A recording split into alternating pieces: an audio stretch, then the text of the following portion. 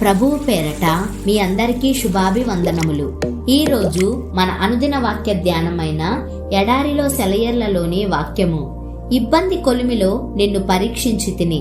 యెషయా గ్రంథము 48వ అధ్యాయము 10వ వచనము. ఈ మాట కొలిమిలోని వేడినంతటిని చల్లార్చే చల్లని వర్షపు జల్లులాగా ఉంది కదూ. అవును, దీనిపై అగ్నికి వేడిమికి ఏ అధికారమూ లేదు. శ్రమలు రాని, దేవుడు నన్నెన్నుకున్నాడు. పేదరికమా, నువ్వు నా గుమ్మంలోనే కాచుకొని ఉంటే ఉండు. దేవుడు నాతో నా ఇంట్లోనే ఉన్నాడు. ఆయన నన్ను ఎన్నుకున్నాడు.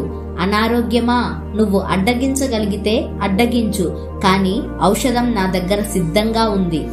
దేవుడు నన్ను ఎన్నుకున్నాడు. ఈ కన్నీటి లోయలో నాకేమి సంభవించినా సరే దేవుడు నన్ను ఎన్నుకున్నాడని మాత్రం నాకు తెలుసు. క్రైస్తవుడా, భయపడకు, యేసు నీతో ఉన్నాడు. నీ అగ్ని పరీక్షలన్నింటిలోనూ ఆయన ప్రత్యక్షతే నీకు ఆదరణ, క్షేమం. తన సొంతానికి ఎన్నుకున్న వాళ్ళెవ్వరినీ ఆయన వదిలేయడు. భయపడకుడి, నేను సదాకాలము మీతో ఉన్నాను అన్నదే ఆయన.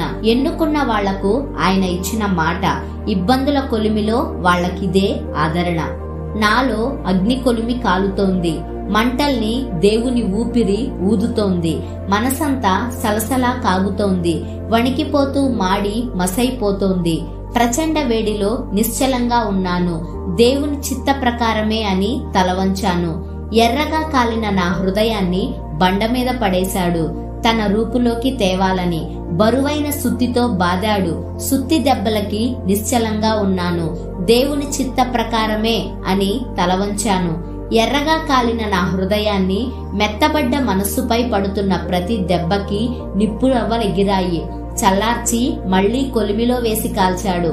అంతా భరిస్తూ నిశ్చలంగా ఉన్నాను. దేవుని చిత్త ప్రకారమే అని తలవంచాను. సనగడమెందుకు? బాధ పూర్తయ్యే సమయం త్వరగానే వస్తుంది. నాపై దేవుని పని రేపే పూర్తవుతుంది. అందుకే నమ్మికతో ఆయనపై భారం వేసి నిశ్చలంగా ఉన్నాను. దేవుని చిత్త ప్రకారమే అని తలవంచాను.